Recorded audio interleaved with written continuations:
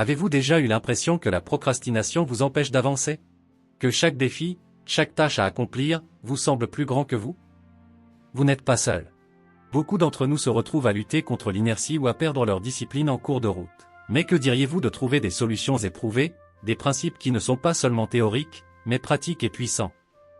Aujourd'hui, je vous propose de plonger dans la sagesse du stoïcisme, une philosophie vieille de plus de 2000 ans qui a aidé des hommes de pouvoir, des philosophes, des artistes et même des athlètes à trouver la discipline et la maîtrise de soi nécessaires pour atteindre leurs objectifs. Ces principes ne sont pas là pour vous donner des réponses faciles, mais pour vous encourager à vous confronter à vos véritables obstacles et à en sortir plus fort. Les stoïciens, à travers les écrits de Marc Aurèle, d'Épictète et de Sénèque, ont mis au point des idées qui traversent le temps, des idées qui vous aideront à transformer votre approche de la vie quotidienne. Aujourd'hui, je vais partager avec vous 10 principes stoïciens, des enseignements pratiques qui vous permettront d'augmenter votre discipline, de renforcer votre contrôle de vous-même et de naviguer plus sereinement dans ce monde complexe. Ces principes ont guidé des leaders, des penseurs et des visionnaires. Ils peuvent également être les clés pour débloquer votre potentiel, vous aider à surmonter la procrastination, et enfin prendre les rênes de votre vie. Restez avec moi jusqu'à la fin, car le 10e principe pourrait être celui qui aura le plus grand impact sur votre vie personnelle. La première étape pour renforcer votre discipline est de vous concentrer uniquement sur ce que vous contrôlez. C'est une idée centrale du stoïcisme, souvent répétée par Marc Aurèle et Épictète. Mais pourquoi est-ce si important? Parce que, comme le disait Épictète, ce ne sont pas les événements qui nous troublent, mais la manière dont nous les percevons. Imaginez une situation où vous préparez un projet important, mais tout ne se passe pas comme prévu. Peut-être qu'un collègue vous déçoit, ou que des circonstances imprévues vous freinent. Dans ce moment, vous avez deux choix. Perdre du temps et de l'énergie à vous plaindre de ce qui est hors de votre contrôle, comme les actions des autres ou des aléas externes, ou reprendre le pouvoir en concentrant vos efforts sur ce que vous pouvez changer, votre réaction, votre travail, ou la prochaine action constructive à entreprendre.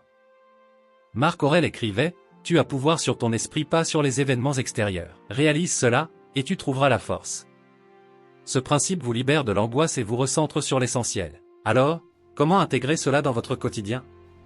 Voici une méthode simple, chaque matin, prenez quelques minutes pour lister 2 colonnes. D'un côté, les choses que vous pouvez contrôler, vos efforts, vos paroles, vos décisions. De l'autre, ce que vous ne pouvez pas contrôler, l'opinion des autres, la météo, ou les résultats immédiats de vos actions. Ensuite, engagez-vous à ne consacrer votre énergie qu'à la première colonne. Par exemple, si un projet est en retard, concentrez-vous sur la qualité de votre travail plutôt que de stresser sur le retard lui-même. Cette pratique constante renforce votre discipline et diminue votre frustration face à l'inattendu. Maintenant que vous savez comment maîtriser votre attention, explorons un deuxième principe essentiel, accepter la réalité telle qu'elle est. Un des piliers du stoïcisme est d'accepter la réalité telle qu'elle est. Pourquoi? Eh bien parce que la résistance à ce qui est ne fait qu'ajouter à la souffrance. En d'autres termes, ce ne sont pas les événements eux-mêmes qui nous blessent, mais notre refus de les accepter. Marc Aurèle l'explique clairement, ne perdez pas de temps à vous plaindre de la nature des choses. Acceptez-les et travaillez avec elles. Lorsque vous luttez contre la réalité, que ce soit un échec, une situation difficile ou un imprévu, vous gaspillez une énergie précieuse. En revanche, accepter la réalité ne signifie pas se résigner, mais reconnaître les faits pour mieux agir en fonction d'eux. Un exemple, si vous êtes pris dans un embouteillage, vous pouvez soit vous frustrer inutilement, soit accepter la situation et profiter du moment pour écouter un podcast ou réfléchir à vos priorités. Cette approche vous garde calme et concentré. Voici une pratique simple, chaque fois que vous êtes face à une difficulté, prenez un instant pour respirer profondément et dites-vous, c'est ce qui est. Que puis-je faire à partir de là? Cette pause va vous recentrer et vous permettra de trouver des solutions, au lieu de gaspiller votre énergie dans des émotions inutiles. En acceptant la réalité, vous devenez plus maître de vos actions. Voyons maintenant comment renforcer cette maîtrise en gérant vos émotions. Nos émotions, bien qu'importantes, peuvent parfois nous éloigner de nos objectifs si elles ne sont pas maîtrisées. Le stoïcisme enseigne que nous ne devons pas laisser les événements extérieurs dicter notre humeur ou nos réactions. Épictète disait, ce ne sont pas les événements qui nous troublent, mais l'idée que nous nous en faisons. Cette phrase résume l'essence de ce principe. Les émotions sont souvent des réactions à nos interprétations, pas à la réalité elle-même. Par exemple, si quelqu'un critique votre travail, vous pourriez vous sentir blessé parce que vous interprétez cela comme une attaque personnelle. Mais en réalité, cette critique peut être une opportunité d'apprentissage. Contrôler vos émotions signifie reconnaître ce que vous ressentez sans réagir impulsivement, puis choisir une réponse adaptée que les stoïciens appellent le temps de pause. Lorsqu'une situation déclenche une forte émotion, arrêtez-vous, respirez profondément, et posez-vous la question, est-ce que ma réaction m'aide ou me nuit? Avec le temps, vous apprendrez à répondre de manière calme et réfléchie, renforçant ainsi votre autodiscipline. En gérant vos émotions, vous gagnez en clarté et en contrôle. Passons maintenant au principe suivant, la pratique de la tempérance pour éviter les excès. La tempérance, ou modération, est l'un des 4 piliers de la philosophie stoïcienne. Les excès, qu'ils soient physiques, émotionnels ou mentaux, perturbent notre équilibre et affaiblissent notre discipline. La tempérance nous aide à garder le contrôle et à agir avec sagesse. Sénèque disait, ce n'est pas parce que quelque chose est agréable qu'il est bon pour toi. Trop de nourriture, de plaisir ou même de travail peut nuire à notre bien-être et à notre productivité. Les stoïciens croyaient qu'une vie disciplinée nécessite de fixer des limites claires et de choisir la juste mesure dans tout ce que nous faisons. Par exemple, au lieu de passer des heures à regarder des séries, limitez ce temps à une durée précise et utilisez le reste pour des activités plus enrichissantes, comme la lecture ou l'exercice. La tempérance est une pratique quotidienne qui renforce votre volonté à long terme. Pour pratiquer la tempérance, commencez par identifier une habitude où vous avez tendance à l'excès. Puis, fixez-vous une limite réaliste. Par exemple, si vous passez trop de temps sur votre téléphone, réglez une alarme ou utilisez une application pour contrôler votre temps d'écran. Chaque petit ajustement vous rapproche de l'équilibre. En cultivant la tempérance, vous renforcez votre autodiscipline. Passons maintenant à un principe crucial, la conscience que le temps est limité. Le temps est notre ressource la plus précieuse et la plus limitée. Pourtant, nous avons tendance à le gaspiller sans même y penser. Les stoïciens nous rappellent constamment que chaque instant compte, et que nous ne devons jamais sous-estimer la valeur du temps. Sénèque, dans ses lettres à Lucilius, écrit « Nous ne perdons pas le temps, nous le gaspillons ». En d'autres termes, la manière dont nous utilisons notre temps détermine la qualité de notre vie. Marc Aurèle, dans ses pensées, nous dit que la vie est courte, et que chaque jour qui passe est une chance de progresser ou de reculer. Mais bien trop souvent, nous attendons le bon moment pour commencer à travailler sur nos rêves ou à prendre des décisions importantes. En réalité, le bon moment, c'est maintenant. Le stoïcisme nous invite à vivre pleinement chaque moment, en ayant conscience que notre temps est compté. Plutôt que de chercher à tout accomplir dans la course contre la montre, il s'agit de se concentrer sur ce qui est vraiment essentiel. Pour appliquer ce principe, commencez par évaluer vos priorités. Demandez-vous, qu'est-ce qui mérite réellement mon temps? Si un projet ou une activité ne contribue pas à votre bien-être, à votre développement ou à vos objectifs, il est temps de le laisser de côté. Prenez l'habitude de noter vos 3 priorités les plus importantes chaque jour. En consacrant chaque journée à ces priorités, vous transformez votre temps en un atout précieux. Reconnaître la valeur du temps nous aide à prendre des actions significatives. Passons maintenant à un principe fondamental, prendre des actions délibérées et non impulsives. Dans notre monde moderne, nous sommes constamment confrontés à des choix et des décisions rapides. Cependant, le stoïcisme nous enseigne que la discipline ne réside pas dans l'impulsivité, mais dans la prise d'action délibérée et réfléchie.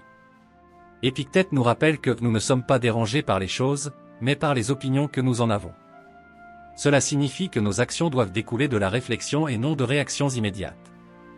Les impulsions peuvent sembler naturelles, mais elles sont souvent le fruit de l'instant, sans prise en compte des conséquences à long terme. Marc Aurèle, dans ses pensées, conseille de toujours questionner nos actions avant de les entreprendre. Lorsque vous agissez avec intention, vous êtes plus susceptible d'obtenir des résultats durables. Pour intégrer ce principe dans votre vie, prenez l'habitude de faire une pause avant chaque décision importante. Par exemple, au lieu de réagir à un email stressant ou à une situation difficile avec impatience, prenez 5 secondes pour respirer profondément et réfléchir à la meilleure façon d'agir. Vous pouvez même établir une règle personnelle, ne prendre des décisions majeures que lorsque vous êtes calme et rationnel. Ce temps de réflexion vous aidera à agir plus intelligemment et plus efficacement. Agir délibérément nous amène à mieux gérer notre focus. Le prochain principe est, éviter les distractions et rester concentré sur vos objectifs. Dans un monde où les distractions sont omniprésentes, rester concentré est l'un des plus grands défis. Le stoïcisme nous enseigne l'importance de diriger notre attention sur ce qui compte vraiment. Marc Aurèle, dans ses pensées, nous dit que notre esprit est notre plus grande richesse, et qu'il doit être protégé contre les distractions inutiles. Si nous laissons notre attention se disperser constamment, nous perdons non seulement du temps, mais aussi notre pouvoir de choisir ce que nous voulons accomplir. Les distractions, qu'elles soient externes comme les notifications ou internes comme les pensées vagabondes, nous éloignent de nos objectifs. Épictète, lui, enseignait que nous devons diriger notre énergie là où elle peut avoir un véritable impact, et non pas la diluer dans des choses futiles. Pour appliquer ce principe, commencez par identifier les principales distractions dans votre vie. Est-ce votre téléphone, les réseaux sociaux, ou des pensées inutiles qui vous envahissent pendant votre journée? Une fois que vous les avez identifiées, prenez des mesures pour minimiser leur influence. Par exemple, éteignez les notifications pendant vos heures de travail ou pratiquez la technique du Pomodoro, qui consiste à travailler en bloc de 25 minutes avec de courtes pauses. Cela vous aidera à rester concentré, à être plus productif, et à avancer vers vos objectifs. En vous concentrant sur l'essentiel, vous honorez votre temps et votre énergie. Maintenant que vous avez appris à éviter les distractions, passons à un principe fondamental, apprendre de l'adversité. L'adversité fait partie de la vie. Plutôt que de la redouter, le stoïcisme nous enseigne à l'accueillir comme une opportunité de croissance. Chaque difficulté, chaque obstacle, peut devenir une occasion d'apprendre et de nous améliorer. Épictète disait, « Ce qui ne nous tue pas nous rend plus forts ». Cette maxime stoïcienne résume parfaitement l'idée que les épreuves, loin de nous briser, peuvent nous forger. Les stoïciens considèrent les défis comme des tests qui nous permettent de développer des qualités telles que la résilience, la patience et la sagesse. Marc Aurèle, dans ses pensées, explique que les obstacles sont inévitables, mais c'est notre manière de les percevoir et de réagir qui détermine notre croissance. Au lieu de les fuir, il nous encourage à les affronter, car c'est là que réside notre véritable apprentissage. Pour tirer parti de l'adversité, chaque fois que vous faites face à un échec ou une difficulté, demandez-vous, qu'est-ce que cette situation peut m'apprendre? Est-ce un moyen de renforcer votre patience? Un test de votre capacité à gérer la frustration? Lorsque vous voyez les défis comme des occasions de vous améliorer, vous transformez chaque obstacle en un tremplin pour votre développement personnel. Apprendre de l'adversité nous permet de cultiver la constance. Voyons maintenant comment être discipliné jour après jour. La discipline quotidienne est la clé du succès à long terme. Le stoïcisme enseigne que la constance dans nos actions est ce qui façonne notre caractère et nous mène vers nos objectifs. Marc Aurèle, dans ses pensées, nous rappelle que le vrai progrès ne réside pas dans des actions éphémères, mais dans des efforts réguliers.